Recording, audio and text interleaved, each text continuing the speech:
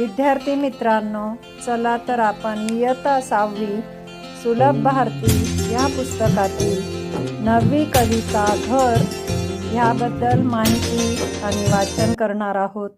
तर ही कविता लिहिली आहे धुंडीराज जोशी यांनी। तर चला तर आपण ह्या कवितेला ऐकूया, म्हणूया आणि वाचूया। घर नाही चार भिंती, घर असते देखण्याकृती। घर नाही एक वस्तू, घर म्हणजे आनंदी वास्तू। घर नाही नुसत्या खोल्या, घरात हवे भावना ओल्या। घरात हवा जिवाळा, घर शिक्षणाची पहिली शाळा। घर नाही नुसता पसारा, घर नाही केवळ निवारा। घराला असते कहाणी, घराला असतो आपला चेहरा। घर शिकवते पाहायला, चालायला, धावायला। घर शिकवते लढायला, दुःखाचा डोंगर चढायला। घराने असावे सावधान, घराने द्यावे समाधान।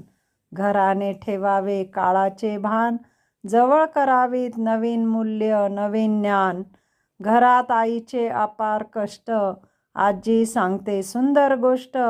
घरात आजोबा गप्पिष्ट, आईच्या हातचे जेवण चविष्ट। तर अशा प्रकारे या कवीने म्हणजेच धुंडीराज जोशी यांनी घराबद्दल भरपूर काही असे संवाद आपल्याशी केलेले आहेत आणि त्याबद्दल ही कविता लिहिलेली आहे। खूप सुंदर अशी कविता आहे, देखण्या म्हणजे सुंदर। तर अशा प्रकारे ही कविता आपण आता